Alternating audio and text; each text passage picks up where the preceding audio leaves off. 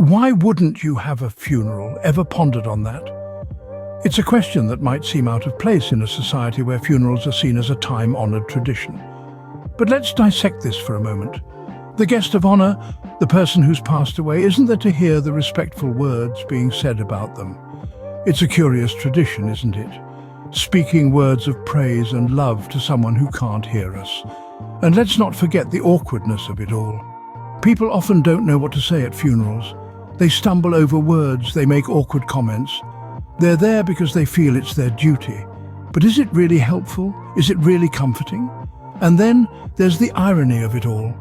The person who has passed away isn't having a great time in the coffin, and the loved ones are grieving. So, if the person who's passed away can't hear you and people only attend out of a sense of duty, why have a funeral? Let's delve into the business side of funerals, shall we? The funeral industry is a lucrative one, profiting immensely from the emotional vulnerability of grieving families. When a loved one passes away, it's a time of high emotion and confusion, making it all too easy for funeral homes to inflate costs and take advantage of the situation. From charging 10 times the actual worth of a casket to hiking up the price for a simple service, these businesses know that no one will question the costs for fear of seeming heartless or cheap. After all, who would haggle over prices at such a time? And the cherry on top, this industry operates with minimal government oversight. This lack of regulation allows corporations to reap enormous profits, while families are left with sky-high bills. It's a practice that leaves many questioning the value and necessity of traditional funeral services.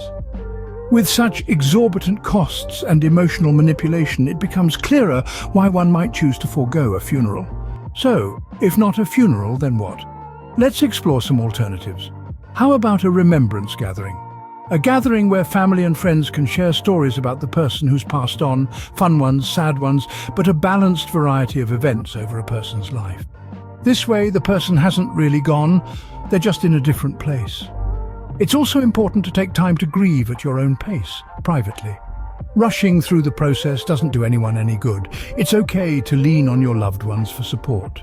In fact, one of the greatest acts of kindness is simply saying, "I am here for you," to those who are grieving. And lastly, let's not forget the importance of communicating your wishes about death while you're still alive.